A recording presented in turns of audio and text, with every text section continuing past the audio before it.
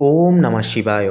নমস্কার প্রিয় দর্শক বন্ধুরা, মকর রাশি তথা মকর লগ্ন অনুযায়ী আগামী 9 জানুয়ারি থেকে 14 জানুয়ারি এই 2026 সালের জানুয়ারি মাসের এই সময়কালটি ভিত্তি করে আপনাদের এই সময়কালে কিন্তু এক বিশেষ টার্নিং পয়েন্ট জীবনে আসতে চলেছে। গ্রহের অবস্থান বিশ্লেষণ করলে দেখা যায় যে আপনার রাশির অষ্টম ঘরে কেতু, পাশাপাশি অষ্টম ঘরটি আপনারা প্রত্যেকেই জানেন যে একটি রহস্যময় ঘর। এটি যেমন বাধা এবং গোপন শত্রুর ঘর, তেমনই একটি হঠাৎ প্রাপ্তি এবং আধ্যাত্মিক উন্নতির ঘরও। কেতু এখানে থাকায় আপনি কিন্তু এই 5টি দিনে মানসিকভাবে কিছুটা বিচ্ছিন্ন অনুভব করতে পারেন। মনে হতে পারে আপনার চারপাশের মানুষ আপনাকে ঠিকমতো বুঝতে পারছে না। কিন্তু ঠিক এই অস্থিরতা একটা কাটানোর জন্য চাবিকাঠি লুকিয়ে আছে আপনার দ্বিতীয় ঘরে থাকা রাহু। সেক্ষেত্রে বন্ধুরা, রাহু দ্বিতীয় ঘরে, অষ্টম ঘরে কিন্তু কেতু থাকছে। পাশাপাশি আপনাদের ক্ষেত্রে যে বিষয়টি থাকবে, দ্বাদশ ঘরে চতুর্গ্রহী যোগ থাকছে। এতগুলি গ্রহ সমষ্টি ন্যায়ের কারণে কিন্তু বিশেষ কিছু পরিবর্তন যেমনও থাকবে, বিশেষ কিছু চমকপ্রদ আপনারা কিন্তু ঘটনার সম্মুখীন হয়ে উঠতে পারবেন এই সময়কালে। তো বন্ধুরা, এর পাশাপাশি যে বিষয়টি থাকছে, দ্বিতীয় ঘরে থাকছে রাহু। যেহেতু রাহু থাকছে, রাহু যেহেতু দ্বিতীয় ঘরে অর্থাৎ ধন ও পরিবারের ঘরে বসে আছে, সে আপনাকে এই একাকিত্ব থেকে মুক্তি পেতে অনেকখানি সাহায্য করবে। রাহু আপনাকে শেখাবে কিভাবে নিজের বুদ্ধিকে ব্যবহার করে প্রতিকূল পরিস্থিতিতে মানুষের মন জয় করা যায় এবং অর্থকে উপার্জন করা যায়। অর্থাৎ মনের ভেতরের যে শূন্যতা ভাব কেতু তৈরি করবে, বাইরের জগতের সাফল্য দিয়ে রাহু তা ভরাট করার চেষ্টা করবে, বা সেই জায়গায় কিন্তু সমস্যাগুলি যেগুলি ছিল সেগুলিকে দূর করবার চেষ্টা করবে রাহু দ্বিতীয় ঘরে থেকে। এরপরে আপনার কর্মজীবন এবং সামাজিক অবস্থানের দিকে তাকালে এক অভূতপূর্ব দৃশ্য দেখা যায়। আপনার রাশির দ্বাদশ ঘরে অর্থাৎ ধনু রাশিতে এক বিশেষ যোগ সৃষ্টি হচ্ছে। সূর্য, মঙ্গল, বুধ এবং শুক্র, 4টি গ্রহ, 4টি প্ল্যানেট একসঙ্গে থাকার কারণে একটি বিশেষ চতুর্গ্রহী যোগ সৃষ্টি হচ্ছে। সাধারণত এটি অনেক ছোটাছুটি এবং ব্যয়ের কিন্তু একটা ইঙ্গিত দেয়। যেহেতু দ্বাদশ ঘর হচ্ছে বিদেশের সাথে সম্পর্কবদ্ধ, তাই যারা আমদানি রপ্তানি বা মাল্টি ন্যাশনাল কোম্পানিতে কাজ করেন, আপনাদের জন্য কিন্তু 9 তারিখ থেকে 14 জানুয়ারি সময়টি অভাবনীয় সাফল্যের হতে পারে। তবে মঙ্গল ও সূর্য একসাথে থাকায় আপনার মেজাজ কিছুটা পরিমাণ কিন্তু উগ্র প্রকৃতির হয়ে উঠতে পারে, যা কর্মক্ষেত্রে সহকর্মীদের সাথে একটা দূরত্ব তৈরি করতে পারে। ঠিক এই জায়গাতেই ত্রাতার ভূমিকায় অবতীর্ণ হয়েছে ষষ্ঠ ঘরে বসে থাকা বক্রী বৃহস্পতি মিথুন রাশিতে। তো বৃহস্পতি ষষ্ঠ ঘরে বসে তার নবম দৃষ্টি দিয়ে আপনার কর্ম ও ব্যয়ের ঘরে এই গ্রহপুঞ্জকে শাসন করছে। বৃহস্পতি বক্রী অবস্থায় থাকায় এর শক্তি অনেক অনেক পরিমাণ বেশি থাকবে। আপনার দ্বাদশ ঘরের গ্রহগুলো যখন আপনাকে ভুল পথে চালিত করতে চাইবে বা অতিরিক্ত খরচ করাতে চাইবে, তখন কিন্তু এই বক্রী বৃহস্পতি আপনাকে সঠিক পরামর্শদাতার মতো পথ দেখাবে।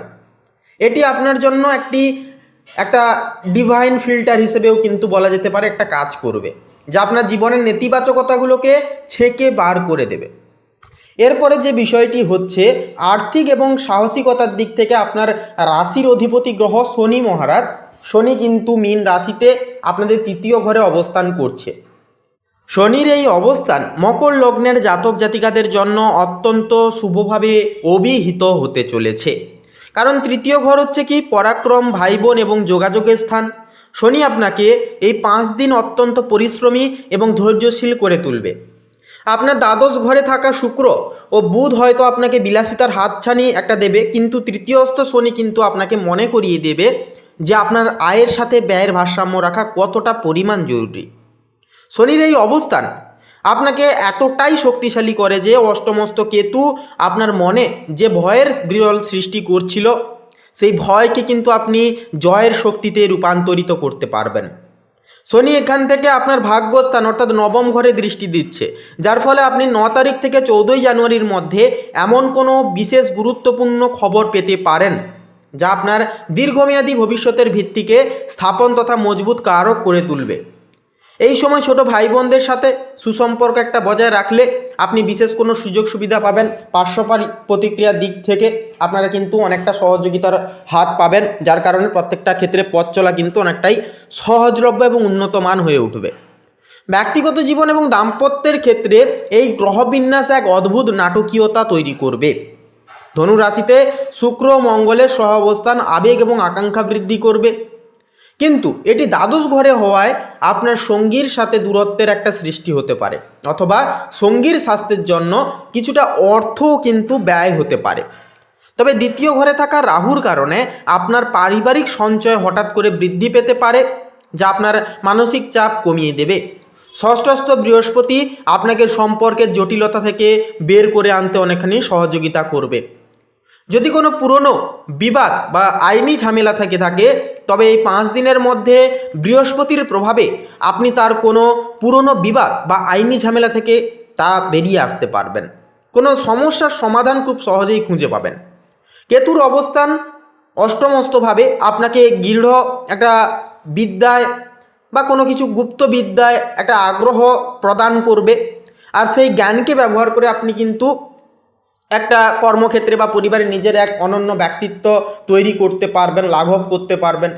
তো সার্বিকভাবে মকর লগ্নের জন্য এই 5টি দিন হলো গ্রহের এক জটিল ধাঁধা, যার প্রতিটি সমাধান আপনার হাতের মুঠোয় রয়েছে। একদিকে অষ্টমস্ত কেতু এবং দ্বাদশস্থ গ্রহপুঞ্জ আপনার পরীক্ষা নেবে এই সময়কালে আপনার ধৈর্য এবং ত্যাগের মাধ্যমে। অন্যদিকে দ্বিতীয়স্থ রাহু, তৃতীয়স্থ শনি এবং ষষ্ঠস্থ বক্রী বৃহস্পতি আপনাকে আর্থিক, মানসিক এবং সামাজিক সুরক্ষা কিন্তু অনেক দিক থেকে প্রদান করবে। একটি গ্রহ যখন সমস্যা তৈরি করছে, অন্য গ্রহটি কিন্তু সেই সমস্যার সমাধান নিয়ে প্রস্তুত থাকছে। তাই এই 5 দিন যদি আপনি আপনার কথা বলায় নিয়ন্ত্রণ রাখেন এবং নিজের রাশিপতি শনির মতো ধৈর্যশীল হয়ে কাজ করেন, তবে বলবো 14ই জানুয়ারির পর আপনি নিজেকে এক নতুন উচ্চতায় আবিষ্কার করতে পারবেন বা করে উঠতে পারবেন।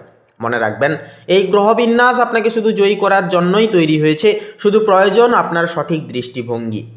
তো বন্ধুরা, আপনাদের ক্ষেত্রে বলি, এই সমস্ত কুপ্রভাব কাটাতে, মানসিক স্থিতি স্থবিরতা আনতে একান্তে প্রত্যেক দিন সকালে মেডিটেশন 10টা মিনিট করুন, প্রকৃতির সঙ্গে সময় কাটান এবং অবশ্যই ওম নমঃ শিবায় মন্ত্রটি প্রত্যহ দিন প্রভাতে স্নান সেরে 108 বার জপ করুন, মনকে স্থির রেখে। দেখবেন মন কিন্তু আপনারা কন্ট্রোলে এনে চলতে পারবেন এবং এই সমস্ত গ্রহবিন্যাসের একটা কুপ্রভাব থেকে কিন্তু আপনারা রক্ষা পেতে পারবেন।